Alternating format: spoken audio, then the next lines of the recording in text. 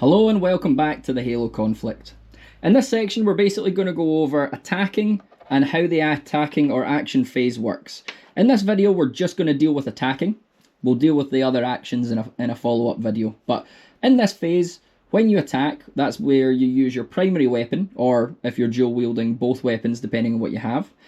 It will have different implications on how the character can basically attack. So both these characters, if we take the Marine and that Elite Miner there, the Elite Miner has a plasma rifle, and the Elite and the Marine himself, he has an assault rifle, both of which have 15 centimeters range. So they're within 15 centimeters of each other. Both of them can target each other. Now the attacks, when they do attack, will do various damage depending on the weapon. So each weapon has its specific damage calculation. It doesn't change depending on the figure wielding it. It will always have the same damage. So that assault rifle does 5 damage. That plasma rifle only does 4 damage. Now the reason of the difference in damage on this is because that Elite could dual wield those plasma rifles, whereas the Marine can't dual wield that assault rifle. A plasma repeater, the two-handed variation, has the same damage numbers as the assault rifle, so it would also do 5. If you look at this Marine here, if both of them wanted to attack each other, they'd roll. So let's roll for the Marine first. He gets a 5. He needs a 5 or more to be able to hit, so he actually would be successful, and he would do 5 damage to that Elite. Now, Elites have health and shields. The Marine only has health.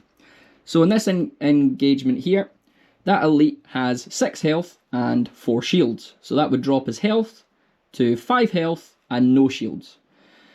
If the Marine tried to shoot him next turn and hit him, his health would be reduced. If the Marine tried to shoot and hit him next turn and missed, his shields would regenerate. And that goes for Spartans at the back as well. Any character with shields, if they don't take damage the following turn, their shields would regenerate to full. So that would make the Elite a 5 health and 4 shield unit. Let's roll for the Elite now. So if the Elite rolls, oh, we got a 1. Okay, so that 1 means that he would have not just a miss, so obviously he doesn't hit. He actually needs a 4 or more to hit with that weapon that he's currently got.